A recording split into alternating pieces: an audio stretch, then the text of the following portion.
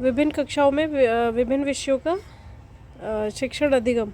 तो कालांश के प्रारंभ में सामान्य सक्रिय बनाने की क्रिया सभी कक्षा के विद्यार्थियों हेतु करवानी होगी ताकि कक्षा में अधिगम वातावरण बना रहे। तत्पश्चात प्रत्येक कक्षा में एक मॉनिटर चुना जाए और उसी कक्षा में अनुशासन बनाया जाए। तो अभी जो हम ये पढ़ के आए थे कि मॉनिटर और स्व अध्ययन की मदद से हम किस तरीके से कर सकते हैं अध्ययन, उसी के बारे में ये सब चीज़ें बताई हुई है। नेक्स्ट है, एक कक्षा समूह का उच्च उपलब्धि वाले विद्यार्थी उसी समूह के या समूह के निम्न उपलब्धि वाले विद्यार्थियों की सहायता करें। तो स्व अध्ययन करें और एक दूसरे की मदद करें, तो ये बताता है। तो ये चीज़ इसी जो टेबल बनी है कि किस तरह मॉनिटर और रिवीजन और एक दूसरे की मदद से क्लास को संभाला जा सकता है। नेक्स्ट जो है, विभिन्न कक्षाओं में विभिन्न विषयों का शिक्षण अधिगम।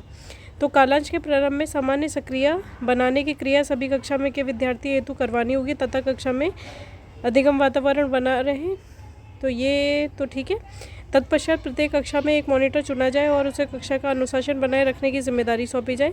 शिक्षण अधिगम प्रक्रिया के दौरान आयोजित की जाने वाली गतिविधियों को ध्यान में रखकर प्रत्येक कक्षा के विद्यार्थियों के लिए अलग बैठने की व्यवस्था की जानी चाहिए।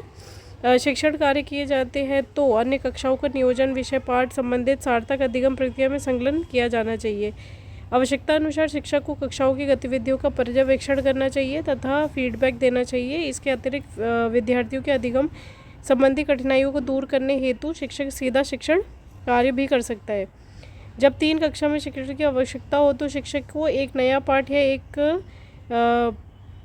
एक कक्षा में पढ़ाना चाहिए तथा 2 कक्षाओं में अभ्यास कार्य दे देना चाहिए। नेक्स्ट है, फिर भी इस ऊपर कुछ है, एक ही कक्षा के विद्यार्थियों के बीच अंतर क्रिया होनी चाहिए तो दूसरी कक्षाओं के क्रियाकलापों में बाधित कर देती है। विभिन्न कक्षाओं में भिन्न भिन्न विषय पढ़ाए जाते हैं जिसके लिए पर्याप्त और विभिन्न शिक्षण सामग्री की आवश्यकता प्रत्येक कक्षा में शिक्षण सहज होती है। नेक्स्ट है, सदैव संभव नहीं हो पाता कि वह दूसरी कक्षाओं के विद्यार्थियों की सहायता कर पाए। तो ये कुछ चैलेंजेस लिखे हुए हैं कि ज़रूरी नहीं है कि जैसे 4th 5th को हमने साथ बैठाया तो जो 5th क्लास है वो 4th क्लास की मदद करे ही करे।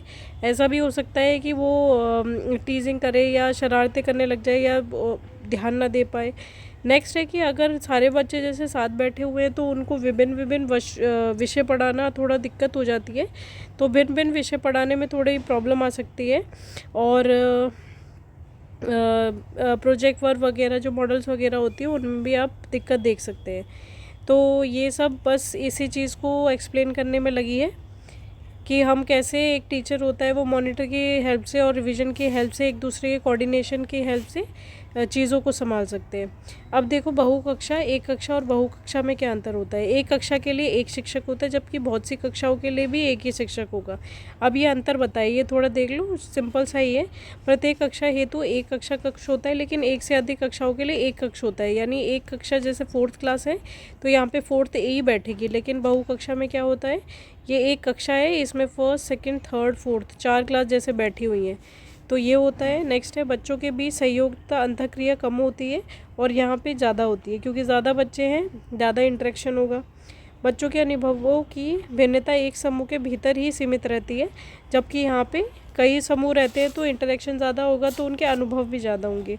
नेक्स्ट है, बच्चों की भावना होती है कि शिक्षक किसी भी समय उनकी सहायता करेगा। अतः यहाँ पर एक अवसर है कि समस्या आने पर शिक्षक से सहायता ले सकते हैं। लेकिन यहाँ पे क्या होता है, थोड़ा दिक्कत रहती है। सिंड्रोम, अतः शिक्षा से निर्भरता सिंड्रोम जो होता है वो कम होता है। जो शिक्षक पे डिपेंड हम रह सकते हैं वो थोड़ा हम कम रहते हैं। और यहाँ पे इंडिविजुअली क्या होता है, टीचर हेल्प कर सकता है लेकिन यहाँ पे मुश्किल होती है क्योंकि एक जैसे 120-30 पे एक है टीचर हमारे नॉर्मली तौर पे, लेकिन क्या होता है जैसे 60 पे 2 होंगे तो वो हर स्टूडेंट के साथ नहीं कोऑर्डिनेट कर सकते। नेक्स्ट है, अधिकांश स्थिति औपचारिक होती है, यहाँ पे अनौपचारिक होती है। कक्षा स्थिति शिक्षक प्रधान होता है जबकि कक्षा का प्रबंधन मुख्यतः विद्यार्थियों द्वारा पूरा होता है। ऑब्वियस है क्योंकि 3-4 क्लासें बैठेंगी तो एक क्लास होगी तो उसमें तो टीचर प्राइम होगा। लेकिन अब 3-4 क्लासें साथ बैठ रही है तो यहाँ पे टीचर पढ़ा रहा है, तो यहाँ पे मॉनिटर पढ़ा रहे हैं, यहाँ पे स्व अध्ययन कर रहे हैं। तो जो प्राइम है, जो इन सब चीज़ों को संभाल रहा है वो कौन है, विद्यार्थी है हमारा। तो इन चीज़ों में क्या होता है, जो विद्यार्थी होता है वो प्राइम होता है।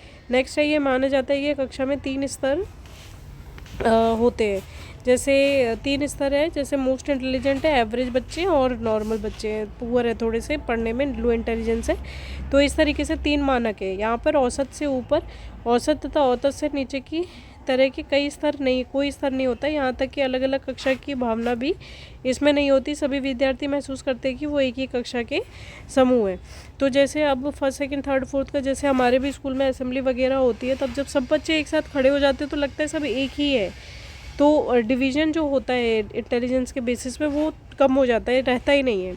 उच्च आयु वर्ग या कक्षा के बच्चे तथा निम्न आयु वर्ग के बच्चों के बीच मित्रता के अवसर नहीं होते, जबकि यहाँ पे मित्रता के अवसर होते हैं। अभी बताया था जैसे 4th 5th क्लास साथ बैठ जाए तो ये दोनों बच्चे क्या है, एक दूसरे की सहायता भी करेंगे और मित्र भी बन जाएंगे। सर के अनुसार समूहन पर अधिक बल होता है, सामाजिक समूहन अधिक बल होता है। तो इसमें क्या होता है, क्योंकि इंडिविजुअली इंटरेक्ट कर रहे हैं, यहाँ पे क्या है सोशली इंटरेक्ट कर रहे हैं सारे बच्चे, तो यहाँ पे अधिक बल किस पे होता है, सोशल इंटरेक्शन पे होता है। शिक्षक कक्षा में हर समय उपस्थित रहने के लिए प्रतिबद्ध पाया जाता है। यहाँ पे क्या होता है, खुद रिवीजन वगैरह कर लेते हैं तो शिक्षक इतना ज़्यादा बाध्य नहीं है चीज़ों को करने के लिए।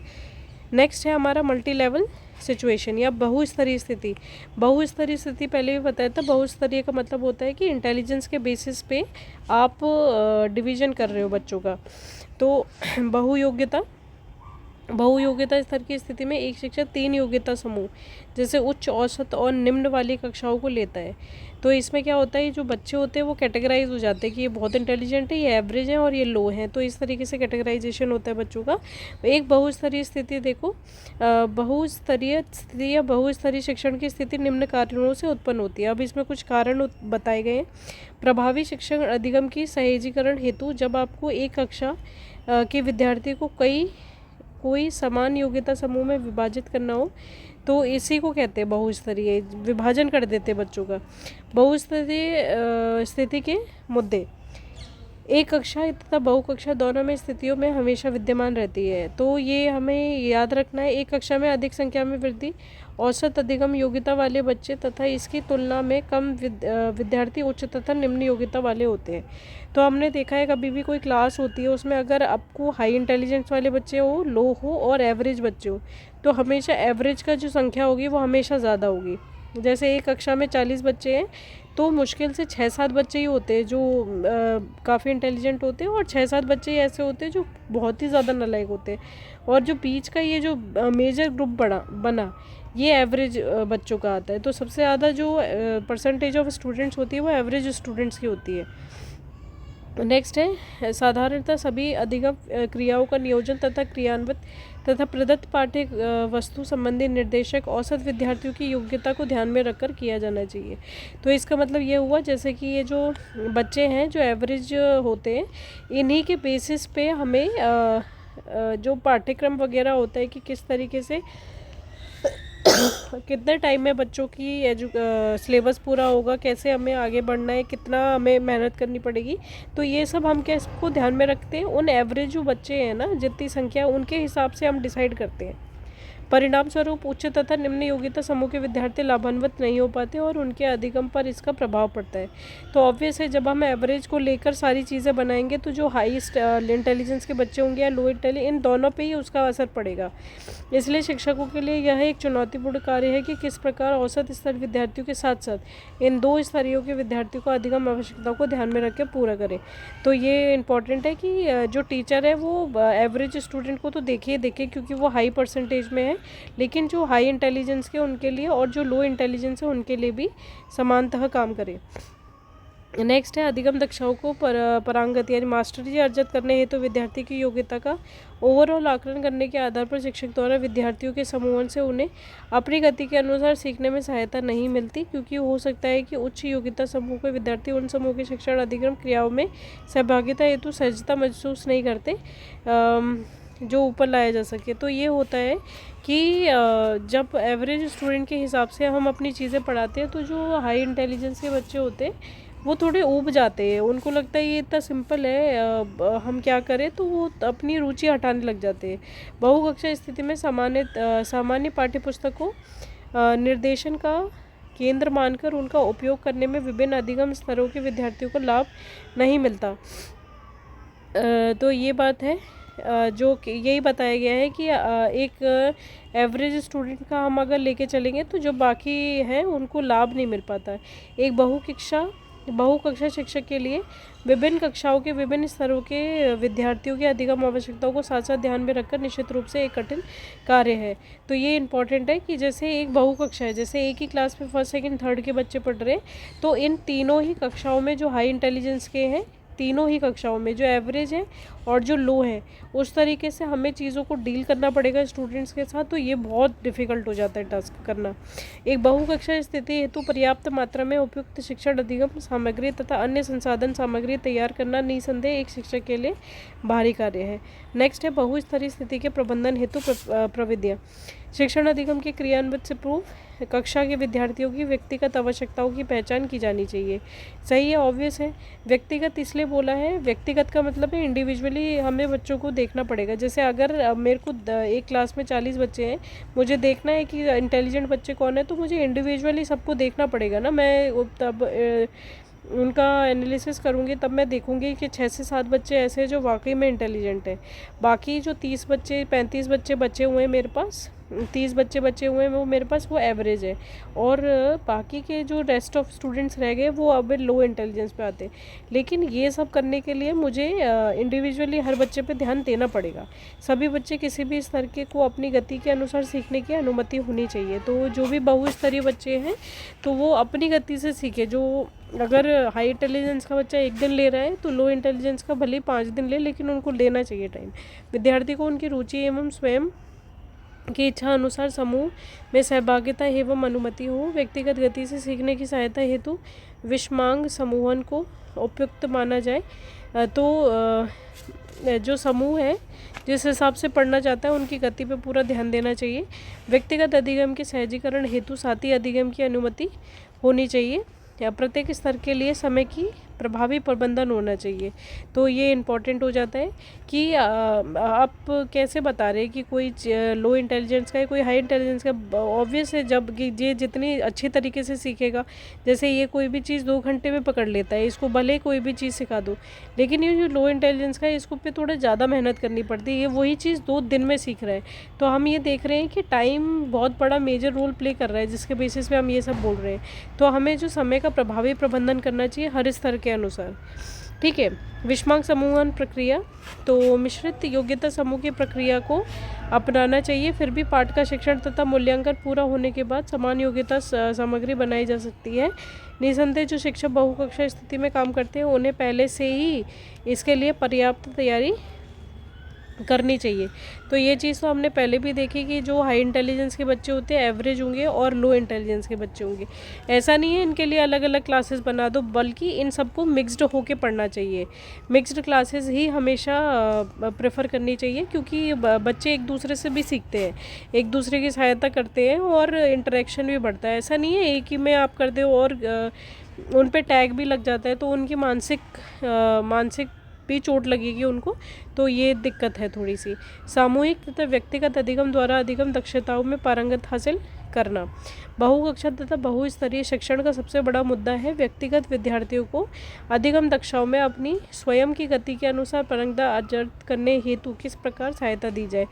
तो इस संबंध में Rishi valley institute of educational resources Andhra Pradesh ने सन 1993 में एक नवाचार अध्ययन को विकास किया, जो ऋषि वैली प्रोजेक्ट के नाम से प्रसिद्ध हुआ। इस अप्रोच की महत्ता ये है कि विद्यार्थियों को सामूहिक तथा व्यक्तिगत दोनों अधिगम द्वारा अधिगम दक्षताओं को पारंगत अर्जित करने के योग्य बनाने हेतु क्रियाकलापों को डिज़ाइन किया। तो ये बस एक बता रहा है कि किस तरीके से बहुस्तरीय बच्चे हों, बहुस्तरीय और बहुकक्षा में इंडिविजुअली और एक तरह से ग्रुप में भी हम कैसे बच्चों को अच्छा कर सकते हैं। सर्वप्रथम क्या करना है, प्रत्येक कक्षा के लिए प्रत्येक विषय में प्रदत्त अधिगम दक्षताओं की सूची तैयार की जाती है। उन्हें गहन विश्लेषण के बाद उन्हें एक विशेष क्रम में व्यवस्थित किया जाता है। क्रमानुसार व्यवस्थित दक्षताओं में से प्रत्येक को एक मील का पत्थर माइलस्टोन समझा जाता है। एक दक्षता को अर्जित कर लेने पर विद्यार्थी उस माइलस्टोन पर पहुंच जाता है तथा अगले माइलस्टोन की और अगली दक्षता अर्जित करने हेतु आगे बढ़ता है। सभी दक्षता या माइलस्टोन जो एक विशेष क्रम में व्यवस्थित की गई हैं मिलकर एक कक्षा के एक विषय के एक अधिगम लर्निंग कंटिन्यूम बनाती है। विद्यार्थियों द्वारा एक दक्षता अर्जित कर लेने के बाद अगली दक्षता अर्जित करने हेतु उनकी सहायता के लिए बहुत सी अधिगम क्रियाओं का नियोजन किया जाता है। इसके शिक्षक सर्वप्रथम एक शुरुआत के क्रियाकलाप को पूरी कक्षा के लिए क्रियान्वित करता है। यह पूर्णतः शिक्षक द्वारा प्रतिबद्ध होता है। शुरुआत को क्रियाकलापों के बाद सामूहिक तथा व्यक्तिगत क्रियाकलाप जैसे अभ्यास क्रियाएं, पुनर्लिपि, मूल्यांकन करना, ये सब होता है। प्रतिभाओं के साथ साथी का सहभागिता के साथ बिना किसी की सहायता के साथ संपादित किया जाता है। इस संबंध में स्पष्ट निर्देश दिए जाते हैं। एक माइलस्टोन से दूसरे माइलस्टोन तक की गतिविधियों की क्रमबद्ध व्यवस्था अधिगम श्रेणी लर्निंग लैडर कही जाती है। एक कक्षा या स्तर के लिए एक विषय में जब सभी लर्निंग लैडर क्रमबद्ध रूप से व्यवस्थित किए जाते हैं तो यह लर्निंग कंटिन्यूम कहलाता है। प्रत्येक कक्षा में प्रत्येक विषय में इस प्रकार की लर्निंग कंटिन्यूम या शीट रखी जाती है। दो एडजेसेंट माइलस्टोन के बीच क्रमानुसार क्रियान्वित की जाती है। तो ये सब है। तो ये समझो, ये जो इन्होंने बस एक टेक्निक बताई है कि किस तरीके से, ये आने वाला तो है नहीं लेकिन फिर भी समझो ये जो सामूहिक और व्यक्तिगत कैसे कर सकते हैं। तो बहुकक्षा और बहुस्तरीय में जब अलग अलग बच्चे होंगे तो हम क्या करेंगे, जैसे हमने कोई एक टॉपिक रखा, जैसे पहले प्लस का रखा, फिर माइनस, फिर इनटू, फिर डिवाइड। तो हम क्या करेंगे, पहले बच्चों को प्लस सिखाएंगे, फिर उनको ये एक लैडर की तरह होगा। लैडर क्या होता है, सीढ़ी होती है। तो एक सीढ़ी की तरह बच्चे आगे बढ़ेंगे। तो जैसे ये प्लस है, ये माइनस है, ये इनटू है, ये डिवाइड है। तो बच्चों को पहले प्लस सिखाया जाएगा। वो जब इसको सीख लेंगे, इस लैडर में इसको सीख लेंगे तो वो क्या करेंगे, इसके बाद आगे की तरफ बढ़ेंगे, इसके बाद आगे की तरफ, इसके बाद आगे की तरफ। तो ये जो आगे बढ़ने की प्रक्रिया है इसको कहते हैं लर्निंग कंटिन्यूम। ये जो इसमें लिखा हुआ है लर्निंग कंटिन्यूम मतलब एक के बाद एक व्यवस्थित तौर पर आपका आगे बढ़ना, ठीक है। और ये जो लर्निंग लैडर होती है, लर्निंग लैडर मतलब एक एक माइलस्टोन आपको कैच करना पड़ेगा। ये एक माइलस्टोन है, ये एक माइलस्टोन है, ये एक माइलस्टोन है, ये एक माइलस्टोन है। तो क्या करेंगे बच्चे, क्या करेंगे, एक के बाद एक सीखेंगे, ठीक है। तो देखा जाएगा कि कौन बच्चा कितने टाइम में सीख रहा है, कैसे सीख रहा है, समूह में कैसे सीख रहा है। फिर उनका इंडिविजुअली क्या होगा, देखा जाएगा कि कौन सा स्टूडेंट किस तरीके से आगे बढ़ रहा है। और उसी तरीके से हम ये बताएंगे कि किस बच्चे का क्या स्तर है और किस हिसाब की शिक्षा है। तो ये बस इसने बताया था, ये बस एक मेथड है जिसमें हम आगे बढ़ेंगे। लर्निंग कंटिन्यू में याद रखना है, एक के बाद एक मतलब सीखते जाना, एक के बाद एक सीढ़ी पार करके जाना। और ये जो सीढ़ी है इसका नाम रखा था लर्निंग लैडर। तो एक चीज़ याद कर ली, अब दूसरी करो, अब तीसरी करो, अब चौथी करो, ऐसे लैडर की तरह ऊपर बढ़ते जाना है। और उसी से आपका एनालिसिस होगा और सारी चीज़ें बताई जाएंगी कि बच्चा किस स्तर का है, ठीक है। अब नेक्स्ट है, हम इसमें पाठ योजना वगैरह पढ़ेंगे। अब देखो इसमें है, नेक्स्ट है, हाँ, जो बच्चा होता है, जो हमारा ये जो बच्चा है उसके लिए इंडोर एक्टिविटीज़ भी ज़रूरी है और उसके लिए आउटडोर एक्टिविटीज़ भी ज़रूरी है। जो सर्वांगीण विकास होता है बच्चे का, वो केवल पढ़ाई से या पाठ्य पुस्तक से नहीं होता, उसको सारी चीज़ें चाहिए होती है। जैसे आप एक बुक ले लो और उसमें जो भी लिखा है वो पढ़ा दो उसको, लेकिन उसको जब तक बाहर का एक्सपोजर नहीं मिलेगा ना तब तक वो नहीं सीखेगा। पहली चीज़ तो ये होती है। दूसरी चीज़ ये होती है कि बच्चों को पढ़ाई के साथ साथ उनकी स्पोर्ट्स, उनका म्यूज़िक, डांस, ये सब चीज़ें भी उनके लिए बहुत ज़रूरी हो जाती है। तो हमें ये देखना है, देखो जैसे विद्यालय की पाठ्य सहकर्मी क्रियाओं के प्रकार और प्रयोजन, तो इसमें यही बताया गया है कि किस तरीके से पढ़ाई के साथ साथ जो एक्स्ट्रा करिकुलर एक्टिविटीज़ होती हैं वो भी ज़रूरी होती हैं। तो देखो, शारीरिक विकास, सबसे पहले बच्चे का पढ़ाई के मानसिक तो होता ही है, साथ में उसका शारीरिक विकास भी होगा। कैसे होगा, आउटडोर से और इंडोर खेलों से, एथलेटिक घटनाओं से, बागवानी से। तो इसका क्या प्रयोजन या उद्देश्य है, शरीर के सामान्य विकास हेतु, स्वास्थ्य संबंधी आदतों का विकास हेतु, अच्छा शारीरिक स्वास्थ्य और फिटनेस के लिए, मांसपेशियाँ या मोटर विकास। तो इसमें क्या कर सकते हैं, इसमें कुछ क्रियाएँ लिखी, जैसे क्ले मॉडलिंग कर सकते हैं, टोकरी बनाना, खिलौने बनाना, बुनाई करना, ये सब करना। इससे क्या होगा, मांसपेशियाँ तथा नाड़ियों चलेंगी, सौंदर्य में भाव तथा संवेदनशील का विकास होगा। भाषा विकास, अब भाषा विकास के लिए हम क्या कर सकते हैं, वाद विवाद कर सकते हैं, कहानी। और जैसे हमारे स्कूल में जो डिबेट वगैरह होती थी, स्टेज पे एक्सटेम्पोर वगैरह होते थे, तो हम ये सब कर सकते हैं। बच्चों को जैसे कहानी पढ़वाएं, उनको लेक्चर देना सिखाएं, मतलब जैसे पाठ पढ़ने के लिए उनको बोला जाता था, जैसे वाद विवाद, कहानी तथा निबंध लेखन, सस्वर पाठ, दीवार तथा विद्यालय पत्रिका, अखबार पढ़ना। तो ये सब चीज़ें होती है। इससे क्या होता है, भाषा कौशल विकास होता है, विकास और अभिव्यक्ति बढ़ती है, रचनात्मक चीज़ें बढ़ती है, रचना कौशल बनता है, साहित्यिक रुचि तथा भावना बढ़ती है, सौंदर्य तथा सांस्कृतिक विकास। तो ये किससे होता है, संगीत से, नृत्य से, अभिनय से, चित्रकारी, पेंटिंग, फैंसी ड्रेस, फूलों का त्यौहार, प्रदर्शनी, ये सब चीज़ें स्कूल में होती है एक्टिविटी से। इनसे क्या फ़ायदा रहता है, सांस्कृतिक विकास होता है, सांस्कृतिक तत्वों तथा लोकाचार के साथ परिचय होता है हमारा, सांस्कृतिक रुचि बढ़ती है, सांस्कृतिक जागरूकता बढ़ती है, सौंदर्य संवेदनशीलता, नागरिक जीवन के समृद्ध अनुभवों का अधिग्रहण होता है। नागरिकता का विकास कैसे होगा, सामाजिक त्योहारों को मनाना, राष्ट्रीय दिवस, विद्यालय में उत्सव मनाना, विद्यार्थी सरकार बनाना, नकली संसद, नकली अदालत, विद्यालय में सहकारी दुकान चलाना, ग्राम पंचायत नगर, तो ये सब एक्टिविटीज़ होती है। इससे क्या फ़ायदा मिलता है, जीवन के लोकतांत्रिक तरीकों को समझना, कर्तव्य, दायित्व और अधिकारों को समझना, नागरिक प्रशिक्षण, सहायता, शिष्टाचार तथा ढंग का विकास। अब सामाजिक विकास आपका क्या होगा, प्रातःकालीन सभा, रेड क्रॉस, वन संरक्षण, ये सब जो एक्टिविटीज़ स्कूल में होंगी, इन सब से क्या होगा, सामाजिक विकास हेतु सुविधा, समाज में रहने की कला, दूसरों के साथ जिम्मेदारी बांटना, टीम में कार्य करना, नेतृत्व करना, समूह व राष्ट्र के प्रति और सामाजिक कार्य करना। हॉबी का विकास कैसे कर सकते हैं हम, जैसे मनोरंजन तथा अवकाश समय की क्रियाएं, टिकटों का एकीकरण, सिक्के जमा करना, एल्बम बनाना, फोटोग्राफी करना, भ्रमण करना। तो इससे क्या होता है, हॉबी डेवलप होती है।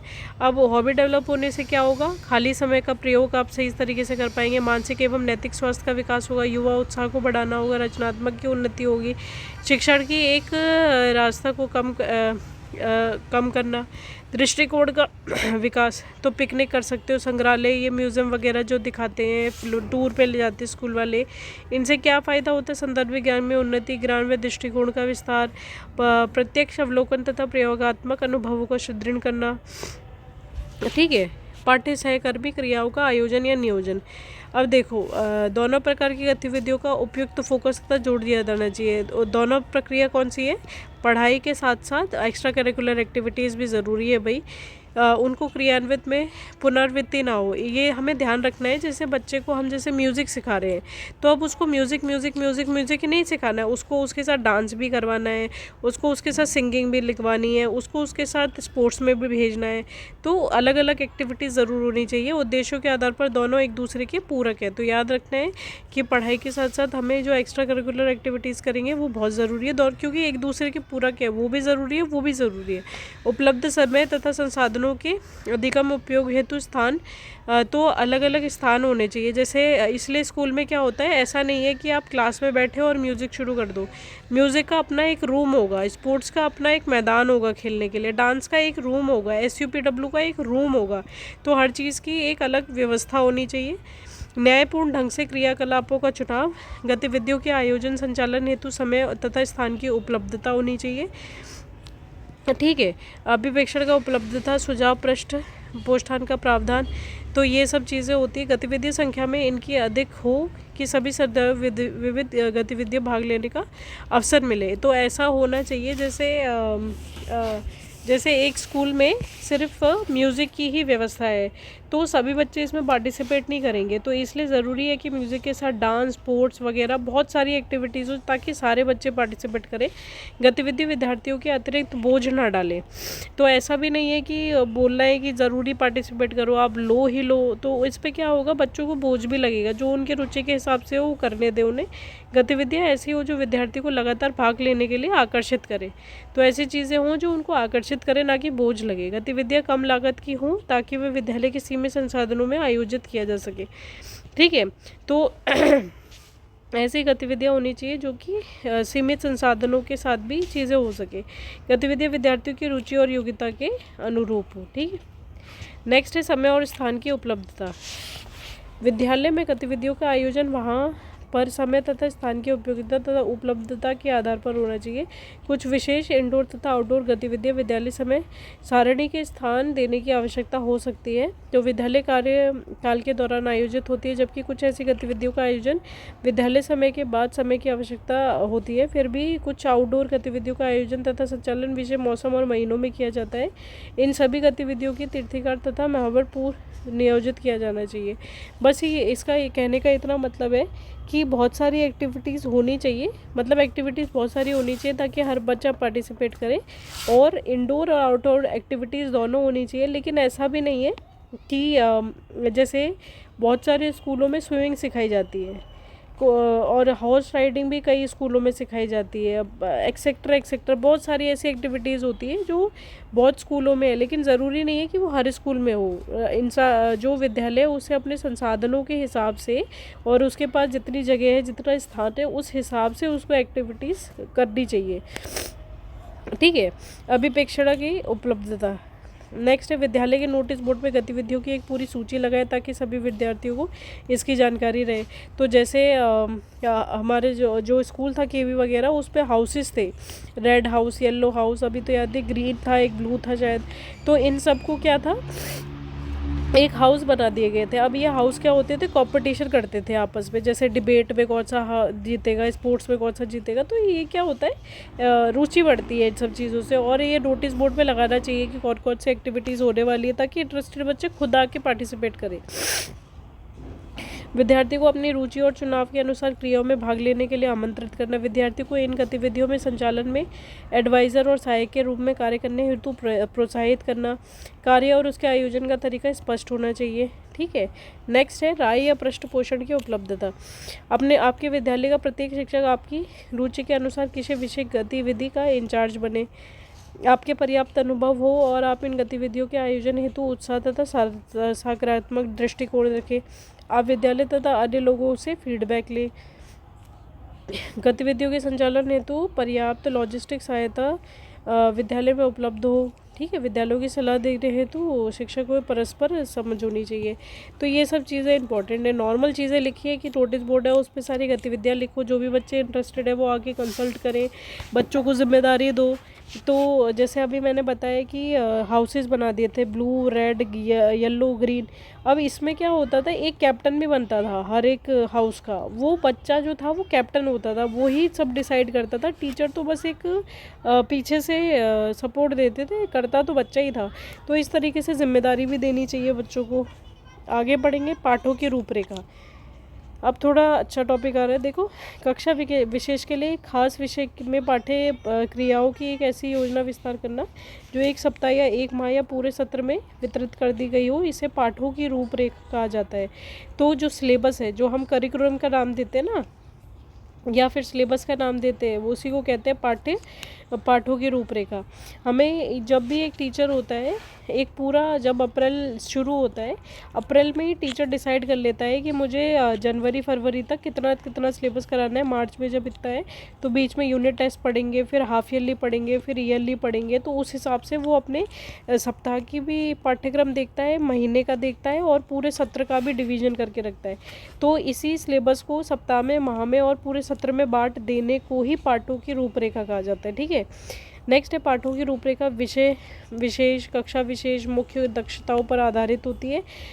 नेक्स्ट है इसमें किसी कक्षा विशेष में विषय में पढ़ाई जाने वाली विषय वस्तु, विषय का उद्देश्य, शिक्षण विधियाँ, मूल्यांकन प्रविधियाँ, तत्संबंधी अन्य कार्य जो पूरे सत्र में किए जाने हैं, उस सिलेबस कहलाता है। जबकि पाठों की रूपरेखा में पूरे सत्र के दौरान एक कक्षा तथा उससे संबंधित विषय हेतु शिक्षण अधिगम क्रिया तथा अन्य क्रियाओं को संचालित करने की प्रक्रिया को निर्धारित करना, तैयार करना सम्मिलित है ताकि दिए गए सिलेबस को पूरा किया जा सके। तो ये जो सिलेबस है उसको बांट के कब क्या करना है, तो यही हमें पाठों की रूपरेखा बताती है। नेक्स्ट है आवश्यकता क्या है इस चीज़ की। देखो, आवश्यकता क्यों पड़ी है इस पाठ्य स्वरूप को तैयार करने की, रूपरेखा को तैयार करने की। निर्धारित पाठ्यक्रम को की विषय वस्तु को सफलतापूर्वक समय पर पूरा करने के लिए तो एक टाइम बाउंड रहता है, तो हमें पता चल जाता है। जैसे ये एक बुक में 12 चैप्टर है, तो मुझे 3 महीनों में 4-4 के हिसाब से करवाने हैं, तो उनको एक पता चल जाएगा, उनका टाइम पे चीज़ें पूरी होंगी, टाइम मैनेजमेंट अच्छे से कर पाएंगे।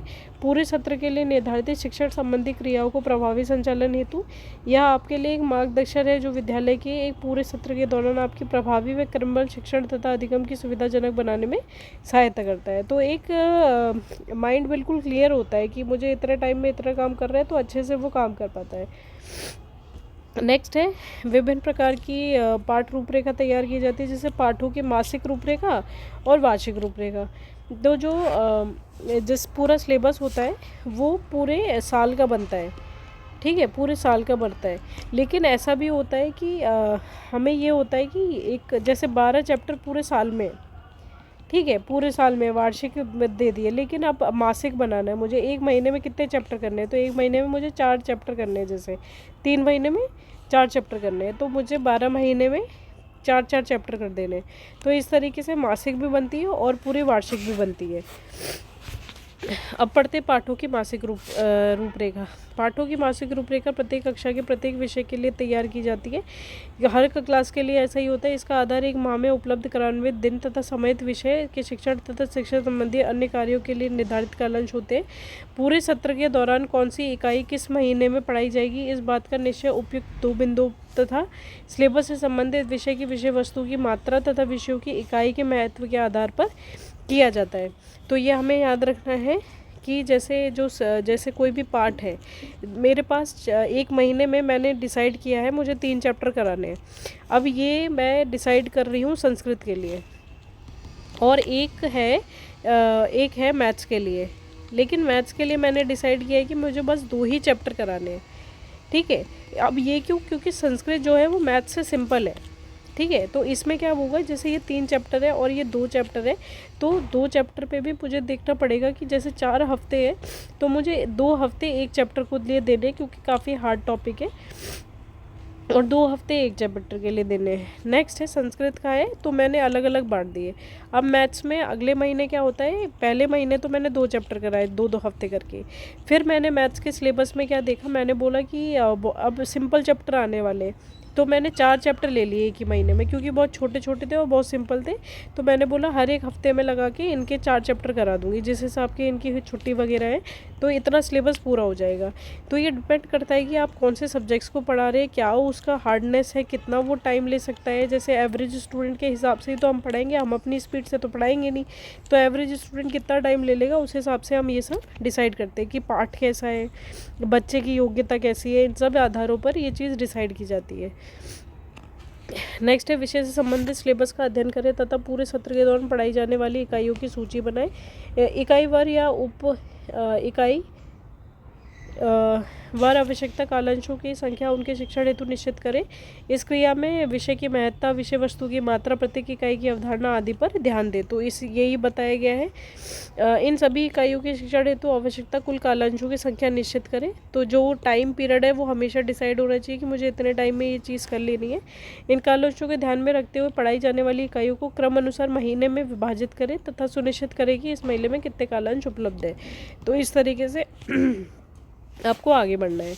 नेक्स्ट है निम्न बातों का और ध्यान रखो भाई। पूरे सत्र के दौरान विषय के शिक्षण अधिगम हेतु कितने कालांश उपलब्ध हैं। सत्र में निर्धारित समय अवधि के भीतर विषय शिक्षण तथा अन्य निर्देशात्मक क्रियाओं को पूर्ण करने की आवश्यकता कालांश की संख्या, सिलेबस में सम्मिलित विषय की आवश्यकता तथा उप अवधारणाओं के आधार पर संबंधित विषय की प्रकृति तथा क्षेत्र, विभिन्न पाठों में निहित कितनी मात्रा है, क्या क्या है, मतलब सिलेबस के आधार पर बिल्कुल डिसाइड करना है आपको। जैसे मैथ्स है और हिंदी है, तो दोनों का पाठ्यक्रम बिल्कुल डिफरेंट है। ये अगर ये इसके 12 चैप्टर चलो 9 महीने में होते, लेकिन मैथ्स के वही 12 चैप्टर 12 महीने में होते हैं, क्योंकि थोड़ा हार्ड है, बच्चों को समझाना पड़ता है।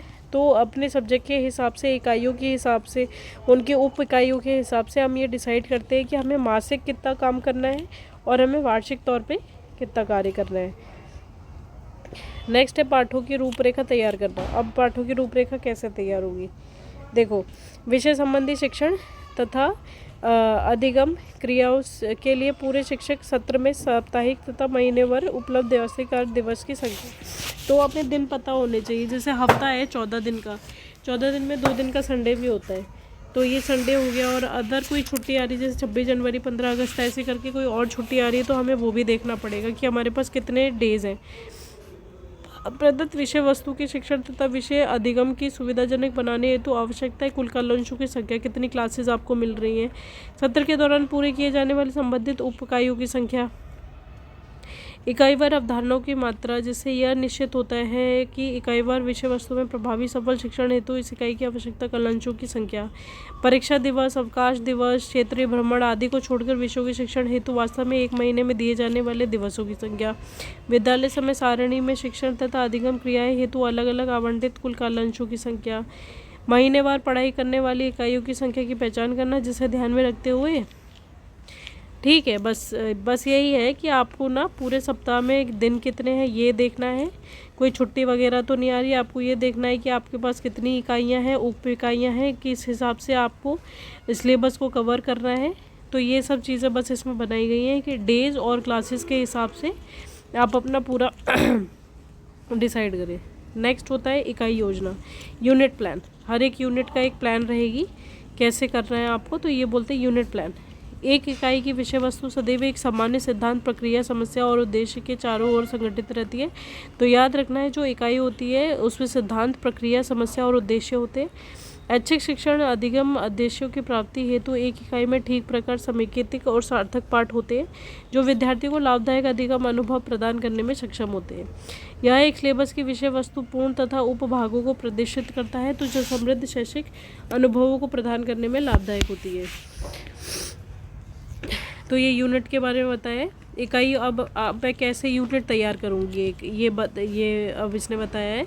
विषय विशेष के अधिगम उद्देश्यों पर आधारित एक शिक्षण अधिगम को सुनिश्चित योजना, जिसमें एक इकाई की विषय सामग्री उन्हें अधिगम अनुभव शामिल हो, इकाई योजना कहलाती है। तो इसमें क्या होगा, अब यूनिट में क्या ही होता है, विषय वस्तु हो गए और उससे रिलेटेड जो भी इक्विपमेंट्स यूज़ करने हैं वही सब है। उपयुक्त इकाई तथा उप इकाइयों की संरचना करना, यदि वे सिलेबस में प्रदत्त नहीं हो। इकाइयों से संबंधित उद्देश्यों को निर्धारित करना। उपयोग हेतु शिक्षण अधिगम विधियाँ तथा प्रविधियों का चुनाव। तो जब भी हम किसी यूनिट को पढ़ाएंगे, जैसे मैंने एक यूनिट ली है फोर्स, तो फोर्स में मुझे ये याद रखना है कि F=mg होता है।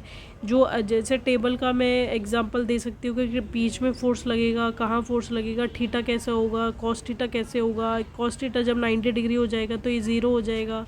फिर मैं एक एग्जांपल दे सकती हूँ एक कुली का, कि कुली जब सामान उठाता है तो वो कितना फोर्स लगाता है, देखा जाएगा तो वो 0 डिग्री फोर्स लगा रहा है, फोर्स ही नहीं लगा रहा कुछ। तो इस तरीके से अलग अलग एग्जांपल देना, यूनिट तैयार करना, ये सब क्या होते हैं, यही होती है जो भी चीज़ होती है। नेक्स्ट है इकाइयों की संरचना।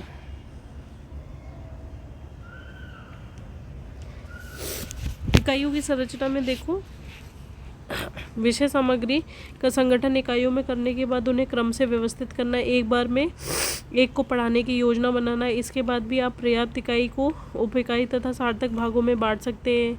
जहाँ तक संभव हो सके एक उप इकाई में इतने विषय सामग्री तथा अधिगम उम्र रह के उन्हें 35-40 मिनट में कॉलेज में पढ़ाया जा सके। तो ये वाली बात होती है, जैसे हमने कोई यूनिट ली, अब एक यूनिट को हम पूरी तरीके से नहीं पढ़ाते, हम यूनिट में क्या करेंगे, डिवीज़न करेंगे। जैसे फोर्स है तो फोर्स में सबसे पहले डेफिनेशन होगी उसकी, फिर कुछ एग्जांपल्स दिए होंगे जो उसको समझाएंगे, फिर क्या होगा, कुछ फॉर्मूलेज होंगे, जैसे v² = u² + 2as। फिर क्या होगा, फिर ऐसे करके फॉर्मूलेज होंगे, फिर कुछ न्यूमेरिकल्स होंगे। तो इस तरीके से कई सारे पार्ट की भी, इकाई की भी उप इकाई हैं। तो हमें ये देखना पड़ेगा कि हर एक उप इकाई को हम ढंग से समझाएं। और नॉर्मली 35 से 40 मिनट लगते हैं, इतना ही पीरियड होता है, इतनी लगनी चाहिए एक उप इकाई को पढ़ाने के लिए। अधिगम प्रतिफलों को निर्धारित करना, प्रत्येक इकाई तथा उप इकाई के शिक्षण अधिगम संबंधी अधिगम प्रतिफलों को स्पष्ट करना, निर्धारित करना और उद्देश्य करना। विधायी तथा प्रविधायी विधियों का चुनाव, इकाइयों के निर्धारित उद्देश्यों को समझने के लिए शिक्षण अधिगम प्रक्रिया हेतु उपयुक्त विधि या प्रविधियों का चुनाव करना आवश्यक है। इकाइयों की शिक्षण अधिगम प्रक्रिया के दौरान शिक्षक तथा विद्यार्थियों के भी अंतःक्रिया के अतिरिक्त विद्यार्थियों द्वारा इकाई के ध्यान में रखना ज़रूरी है। तो जो इकाई है, जब हम इकाई को निश्चित कर रहे हैं शिक्षण पढ़ाने के लिए, तो आपको क्या करना है,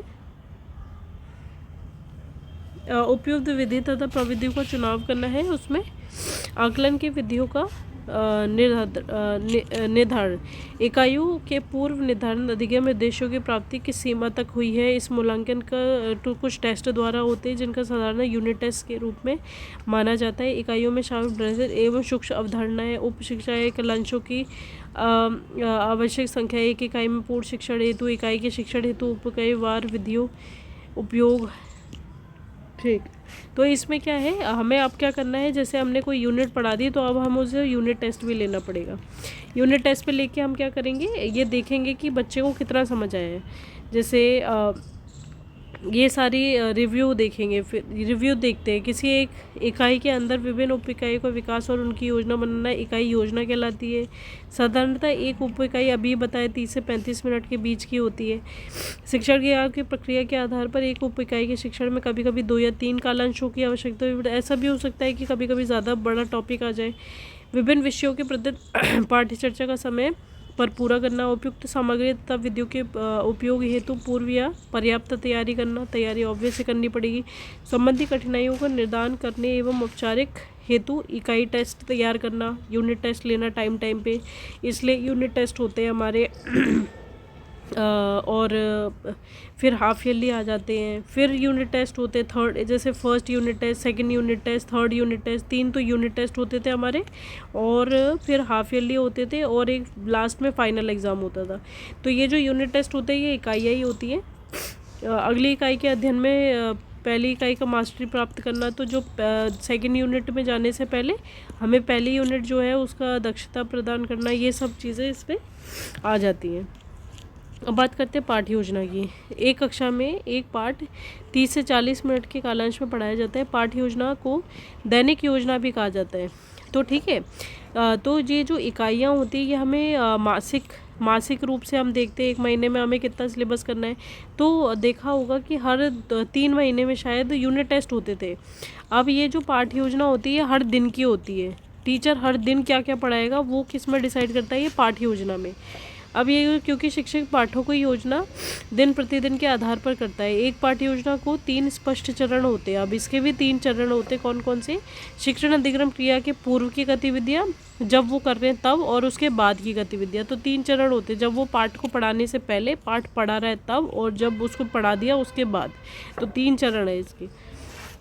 अधिकांशतः शिक्षक अधिक विचारशील प्रदर्शन करते हैं और कक्षा में शिक्षण अधिगम प्रक्रिया के दौरान जो गति विधियों करते हैं उन्हीं विद्यार्थी को प्रतिभागिता बहुत कम या बिल्कुल नहीं होती। शिक्षण के स्थान पर अधिगम पर अधिक बल दिया जाता है, जो बल केंद्रित क्रियाकलाप आधारित तथा आनंदमय गतिविधियों द्वारा संचालित किया जाता है।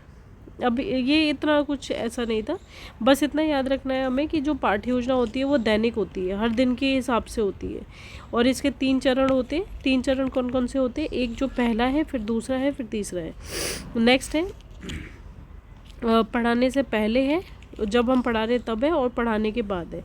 इसकी क्या विशेषताएं होती है? उद्देश्य आधारित होता है। एक पाठ्य योजना उद्देश्य आधारित होता है कि आज मुझे क्या पढ़ाना है, उसको पढ़ाने का क्या उद्देश्य है। पाठ से संबंधित सीमित संख्या के उद्देश्य बताए जाते हैं जो एक कालांश में उपलब्ध समय सीमा में प्राप्त किए जा सके। तो जैसे 4C चैप्टर है, तो आज मैंने डिसाइड किया है कि 30 से 35 मिनट में फोर्स बताऊंगी कि क्या होता है, उसकी डेफिनेशन वगैरह, उसके जितने भी एग्जांपल्स है वो, और उसका जो फॉर्मूला है F=mg, इसको एक्सप्लेन करना है। ये मेरी एक 30 से 35 मिनट की क्लास में मैंने ये डिसाइड किया है कि आज मुझे यही पढ़ाना है इन लोगों को। नेक्स्ट है एक पाठ्य योजना व्यापक, संक्षिप्त एवं सरल होनी चाहिए, और इम्पॉर्टेंट है बच्चों को नॉर्मल तरीके से चीज़ें समझ आनी चाहिए। लचीलापन होना चाहिए, कक्षा में शिक्षा अधिगम परिवर्तन तुरंत किया जा सके। जैसे ऐसा होता है कि लचीलापन होना चाहिए पाठ्य योजना में। तो ऐसा हो सकता है जैसे मैंने फोर्स का टॉपिक रखा था, लेकिन बच्चों को क्या है वो बहुत जल्दी समझ पकड़ गए वो बात को, तो क्या होगा वो दूसरे टॉपिक पे आसानी से जा सके। अब ऐसा नहीं है बहुत रिजिडिटी, मैंने बस इतने 3 ही टॉपिक तैयार किए तो आज 3 ही पढ़ाने हैं, तो लचीला बन सकता है, लागू करने योग्य हो। ठीक है, एक पाठ्य योजना की विषय वस्तु। अब विषय वस्तु के बारे में पढ़ते हैं। शिक्षण अधिगम के पूर्व तैयारी संबंधी गतिविधियाँ। अब ये 3 चरण दिए हुए वैसे तो, कि जब पाठ्य योजना बनाते हैं उससे पहले का चरण, उसके अंतःक्रिया मतलब जब हम उसके अंदर जा रहे हैं, और पश्चात मतलब जब वो हो चुकी हो। तो तैयारी संबंधी क्रिया, अब हम सबसे पहली वाली क्रिया पढ़ रहे हैं। तो इसमें किसी पाठ या वास्तविक शिक्षण से पूर्व निष्पादन की जाने वाली क्रियाएं होती हैं तो जिसमें क्या क्या शामिल होता है, अधिगम प्रतिफलों को निर्धारित करना। पाठ्य योजना में सर्वप्रथम पाठ निहित व उपेक्षित उद्देश्य जो कि शिक्षण अधिगम क्रिया द्वारा प्राप्त किए जा सकते हैं उन्हें विद्यार्थियों के व्यवहारिक रूप से स्पष्ट किए जाने हैं। शिक्षण अधिगम क्रियाएँ और विधियाँ, तो इसमें क्या होता है, पाठ के शिक्षण अधिगम में प्रयुक्त की जाने वाली विधियाँ प्रतिविधियाँ को पाठ्य योजना में अंकित करना। पाठ्य योजना की 3 अवस्थाओं में भिन्न भिन्न क्रियाकलाप होते हैं, जैसे समूह क्रिया होगी, चर्चा होगी, लिखित कार्य होगा, निरीक्षण। तो ये सब बता रहे हैं अभी कि 3 चरण होते हैं उसके। ठीक है, अब शिक्षण अधिगम हेतु विशेष प्रयोजन। तो जब हम पढ़ा रहे हैं तो हम किस किस की, जैसे मॉनिटर की भी सहायता ले सकते हैं, हम वीडियो की सहायता ले सकते हैं, तो अलग अलग चीज़ों की हम सहायता ले सकते हैं। क्रियाकलापों की क्रमबद्धता तथा समय सारणी का निर्धारण, तो हमें क्या क्रिया करनी है, कैसे हमें बच्चों को पढ़ाना है और क्या समय रखेंगे, ये सब हमें डिसाइड करना पड़ता है। नेक्स्ट है शिक्षण अधिगम के दौरान क्रियाकलाप। अब ये जो थी ये जितने भी हमने पॉइंट पढ़े ये थी पहले की प्रक्रिया। अब इस पहले की प्रक्रिया में क्या था, पूर्व की प्रक्रिया। पूर्व चरण में हमने ये डिसाइड किया कि हमने कौन सा चैप्टर पढ़ाना है, फिर हमने ये देखा इसको पढ़ाने का उद्देश्य क्या है, फिर हमने ये डिसाइड किया कि हमें किस किस मटेरियल की ज़रूरत पड़ने वाली है, हमने ये डिसाइड किया कि हमें कितने टाइम में करवाना है, टाइम बाउंड होना चाहिए, इतने टाइम में हमें करवा देना है। फिर कोई एक्स्ट्रा एक्टिविटीज़ अगर हमें करवानी पड़ी पाठ को पढ़ाने से पहले, तो ये सब पूर्व चरण में आ जाती है। नेक्स्ट में आती है दौरान। क्या होगा, जब मैं जैसे चैप्टर पढ़ाना शुरू कर दिया, अब मैंने सबसे पहले आपको क्या देना है, प्रस्तावना देनी है, बच्चों को बताना है कि आप क्या पढ़ा रहे हैं। ये सबसे महत्वपूर्ण भाग है क्योंकि सीधा इंटरेक्ट कर रहे हैं हम बच्चों के साथ। विद्यार्थी पूर्व अधिगम अनुभवों को स्पष्ट जानकारी देनी होगी, उन्हें पूर्व प्राथमिक ज्ञान के आधार पर विद्यार्थियों को नए पाठ में रुचि उत्पन्न करना होगा। ठीक है। रीइंफोर्समेंट कहते हैं, विद्यार्थियों को अपने पूर्व अधिगम को सुदृढ़ करने या पाठ की पुनरावृत्ति करने में मदद करता है। तो जैसे आप ये समझो कि जैसे एक चैप्टर था, मैंने कल एक क्लास ली, उसमें मैंने डेफिनेशन बताई, फोर्स की डेफिनेशन मैंने बता दी, फिर मैंने उसका फॉर्मूला बताया, एग्जांपल्स बताया। आज मुझे क्या करना है, उन्हीं अब फॉर्मूलेज मुझे उनको पढ़ाने हैं, जैसे v² = u² + 2as। ठीक है, F = mg, ये सब मेरे को उनको m = जो ग्रेविटी है वो Gm1m2/r², तो ये सब मुझे उनको बताना है। जैसे तो मैं क्या करूँगी, पीछे का जो मैंने पढ़ाया है उसके साथ इसको रिलेट करती जाऊँगी, जो नई चीज़ आ रही है वो पीछे के साथ रिलेट होती जाएगी। तो इसको क्या बोलते हैं, रीइंफोर्समेंट एक्टिविटी। जो पीछे का है वो आगे के साथ रिलेट करते जाना और उनकी मदद करते जाना। प्रस्तुतिकरण यानी उनको दिखाना। पाठ्य योजना का यह केंद्रीय भाग है। पाठ से संबंधित सभी नियोजन, शिक्षण, अधिगम क्रियाएं इसी भाग में संगठित की जाती है। ठीक है, विद्यार्थी द्वारा प्रदत्त दक्षताओं को दृढ़ करने हेतु उन्हें अपनी कक्षा में कुछ परिस्थितियां प्रदान करनी होती है, जिनसे वह गतिविधियों को क्या करें, निष्पादन कर सके। इस भाग में आप उन्हें कुछ पुनर्वलम गतिविधियों में भी शामिल कर सकते हैं ताकि वह नवीन अधिगम सुदृढ़ हो सके। आपकी सावधानी से निश्चित करना होगा कि बनाई गई योजना के अनुसार प्रत्येक विद्यार्थी व्यक्तिगत रूप से या समूह में क्रियाकलापों में भाग ले। आवश्यकता हो तो विद्यार्थी को कहानी सुनाना, उदाहरण देना, ये सब चीज़ें हैं। ठीक है, तो ये सब हो गया। तो इस टाइम हम क्या कर रहे हैं, बच्चों को मैंने अब पढ़ाना शुरू किया। मैंने बोला बच्चों तुमने फोर्स कभी देखा है, तुमने कुली को देखा है, सामान उठाते हुए देखा है क्या, वो ऊपर आपको क्या लगता है वो फोर्स लगाता होगा, नीचे फोर्स लगाता होगा, कहाँ फोर्स लग रही है। फिर मैं उनको टेबल पे एक बुक रख के दिखा सकती हूँ। फिर मैं बता सकती हूँ कि यहाँ पे कौन सा ठीटा लग रहा है, कितना ठीटा लग रहा है, 90 डिग्री लग रहा है, 180 डिग्री लग रहा है। इस तरीके से क्या होगा, बच्चों के रियल लाइफ के साथ वो इंटरेक्ट करना सीखेंगे। जैसे हम टॉर्क का एक टॉपिक पढ़ते हैं। टॉर्क क्या होता है, जो हमारा ये दरवाज़ा है, इसका जो हैंडल होता है वो एकदम कोने पे ही क्यों लगता है, बीच में क्यों नहीं लगाया जाता। तो ये सब एग्जांपल रियल लाइफ एग्जांपल है। इसमें क्या करेंगे बच्चे, सीधा रिलेट करते हैं चीज़ों के साथ। तो ये सब चीज़ें होता है प्रस्तुतिकरण में। नेक्स्ट सबसे लास्ट स्टेप होता है इसका मूल्यांकन। पाठ्य योजना का यह अंतिम भाग है। कालांश के अंतिम 5 मिनट में आपको आकलन करना होगा कि पाठ के कितने निर्धारित प्रतिफलों को विद्यार्थियों ने किस हद तक प्राप्त किया। अब जब से 35 मिनट तो मैंने पढ़ाया, लेकिन फिर मैंने बुक बंद कर दी। मैंने बोला अब जितना भी आपको पढ़ाया गया है अब उसका रिवीजन करेंगे। तो मैं क्या करूँगी, क्वेश्चन पुट अप करना शुरू करूँगी और ना बच्चों का रिस्पांस देखा जाएगा कि रिस्पांस कैसा आ रहा है इन लोगों का। तो उस हिसाब से मूल्यांकन होगा कि मुझे कितना और अच्छा बेहतर करना है ताकि बच्चों को और अच्छे से समझ आए। अब आती है तीसरी चरण जो कि है पश्चात क्रिया। मतलब पढ़ा दिया मैंने तो उसके बाद की। अब इसमें 2 विधियाँ होती हैं। इसमें कक्षा की गतिविधियों को कक्षा तथा कक्षा के बाहर पुनर्लोकन द्वारा निर्धारित अधिगम उद्देश्यों पर प्रभाव का जानकारी लेना, विद्यार्थियों के लिए अधिगम का सुदृढ़ एवं विस्तृत करने हेतु उन्हें गृह कार्य प्रदान करना। तो अब इसमें क्या होगा, पुनर्वलोकन होगा कि बाहर जाके देखा जाएगा कि बच्चों को कितना समझ आया है, क्या समझ आया है, और उनको उसी बेसिस पे होमवर्क देना है। ठीक है। अब जैसे ये पाठ्य योजना का स्वरूप दिया गया है, जैसे पूर्व की तैयारी में हम क्या लिखेंगे, जैसे विद्यालय है, तिथि लिखनी है कि आज कितनी डेट है, क्लास कौन सी होगी, क्या विषय में पढ़ाऊंगी, शिक्षक क्या होगा, कालांश कितना टाइम का है, समय है, और विधि कितनी है, विधि क्या क्या यूज़ किया जाएंगे। तो ये सब जो है वो पूर्व की प्रक्रिया। अभी मैंने पढ़ाना शुरू नहीं किया, लेकिन मेरे को क्या क्या पढ़ाना है ये पूरा दिमाग में है। अब दौरान में क्या क्या पढ़ाएंगे, सबसे पहले हम प्रस्तावना देंगे, गतिविधियाँ वगैरह उनको बताया जाएगा कि क्या टॉपिक है, क्या आपको करना है। फिर क्या होगा, प्रस्तुतिकरण होगा। प्रस्तुतिकरण में सारे एग्जाम्पल वगैरह जितने भी रियल लाइफ एग्जाम्पल है वो दे दिए जाएंगे। फिर क्या किया जाएगा, मूल्यांकन किया जाएगा। इसमें व्यक्तिगत क्रिया भी होगी और समूह क्रिया भी होगी। जैसे कि मैं लोगों से क्वेश्चन पुटअप करूँगी, तो मैं पूरी क्लास से पुटअप कर रही हूँ तो एक सामूहिक क्रिया है। व्यक्तिगत क्रिया मैं किसी बच्चे को उठा के पूछूँ कि बताओ क्या होगा इसका आंसर, तो ये व्यक्तिगत क्रिया हो गई। या उसको कोई मॉडल या कुछ बताने के लिए बोल दिया कि आप बताओ कि कैसे होगा, मूल्यांकन करने के लिए। तो इसके 3 स्टेप हैं, प्रस्तावना, प्रस्तुतिकरण और मूल्यांकन। अब पश्चात की क्या गतिविधियां हैं कि गृह कार्य दो और पुनरावृत्ति, जो भी आपको पढ़ाया गया उसको दोबारा रिपीट करके आओ। तो ये 3 गतिविधियां हैं, ये याद रखना है हमें कि पश्चात की तो है गृह कार्य और पुनरावृत्ति, जो दौरान में आती है प्रस्तावना, प्रस्तुतिकरण, मूल्यांकन, और यहाँ पे ये वाली कुछ। ठीक है। अब पाठ नोट या पाठ डायरी किसे कहते हैं। पाठ नोट और पाठ डायरी कुछ नहीं होता है, इट्स लाइक अ समरी। आपको प्रतिदिन कक्षा में कम से कम 4 या 5 कालांशों में शिक्षण अधिगम क्रिया आयोजित करनी जाती है। ठीक है। जैसे एक टीचर है, उसकी 6th में उसकी ड्यूटी लगी, 7th में ड्यूटी लगी और 8th क्लास में ड्यूटी लगी है। तो इस तरीके से, और हिंदी पढ़ानी है उसको, तो अलग अलग क्लासेस है तो अलग अलग पढ़ाना है उसको। अन्य अनुदेशात्मक क्रियाकलापों के अलावा ही शिक्षण अधिगम क्रिया आपको सभी प्रकार की कक्षाओं में संचालित करनी होती है। ऐसी स्थिति में प्रत्येक कक्षा तथा प्रत्येक कालांश हेतु विस्तार पूर्वक पाठ्य योजना तैयार करना एक चुनौतीपूर्ण कार्य, अतः एक सूक्ष्म पाठ्य योजना बनाना होता है। तो जैसे मैंने अभी ये दिखाया था, पाठ्य योजना में ये और ये तीनों चीज़ करनी पड़ती है। लेकिन अगर मेरे को जैसे 5 क्लासेस लेनी एक दिन में, मेरे को 6th लेनी, 7th लेनी, 8th लेनी, 9th लेनी, 10th लेनी, तो मेरे लिए बहुत मुश्किल हो जाएगा 6th की, 7th की, 8 की, 9 की, 10 की पाठ्य योजना बनाना।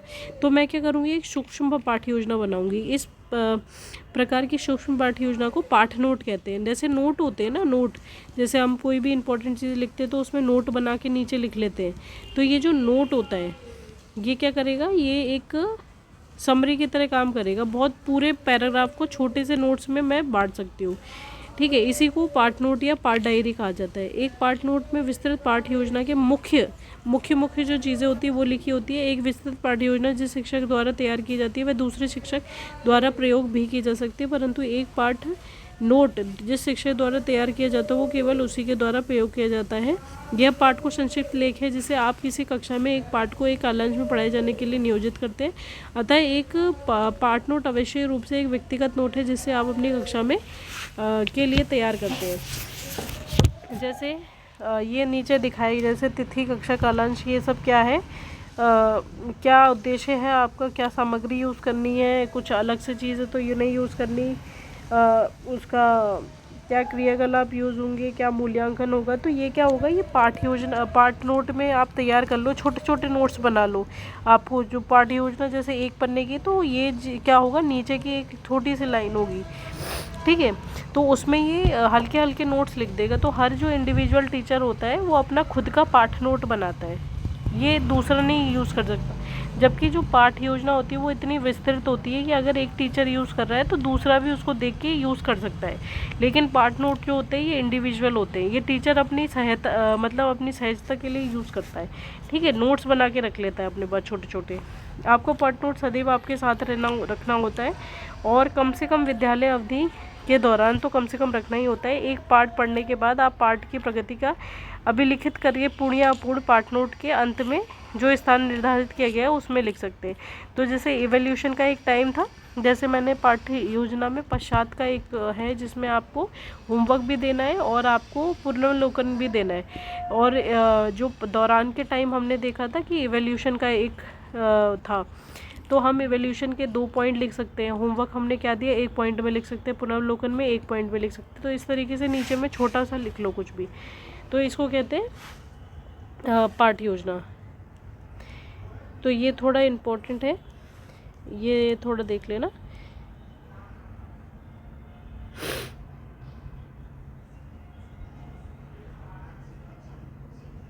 तो ये सारांश है आपका। सारांश देखो, थोड़ी सी इसमें चीज़ें हैं संक्षिप्त में, जैसे ये भी एक तरह का नोट है, ये भी पूरे चैप्टर का, ये देखा जाए ना तो पूरे चैप्टर के नोट है ये भी एक पाठ नोट की तरह हम देख सकते हैं, पाठ नोट की तरह। जैसे कि अभी हम ये सब पढ़ के आ चुके हैं।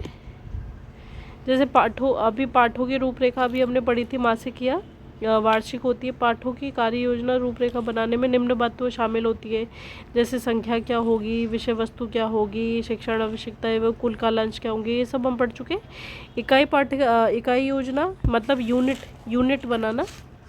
तो जब से पहले हमने पाठों की रूपरेखा बनानी, फिर हमने इकाई योजना बनाई। इकाई क्या होती है, यूनिट टेस्ट जैसे होते हैं ना, यूनिट 3 महीने की, 2 महीने की क्या होती है, यूनिट होती है। फिर क्या होती है, इकाई योजना के 4 शामिल होते हैं, उपयुक्त इकाई, उप इकाई, ऐसे करके हमें हर महीने की, जैसे 3 महीने की इकाई है एक, तो हमने हर एक महीने की इकाई बनाई है, फिर इसको कहते हैं उप इकाई बनाना। ठीक है। पाठ योजना होती है वो 3 चरणों में विभाजित होती है, ये तो हमने देख लिया, पूर्व में, दौरान में और पश्चात में, 3 इसके चरण होते हैं। पाठ नोट क्या होता है, पाठ योजना का एक संक्षिप्त लेख होता है जो हर एक शिक्षक का अपना होता है, इंडिविजुअल होता है, और ये दूसरा कोई यूज़ नहीं करता। ठीक है। तो इस तरीके से ये जो दूसरी हमारी यूनिट थी ये भी ख़त्म होती है।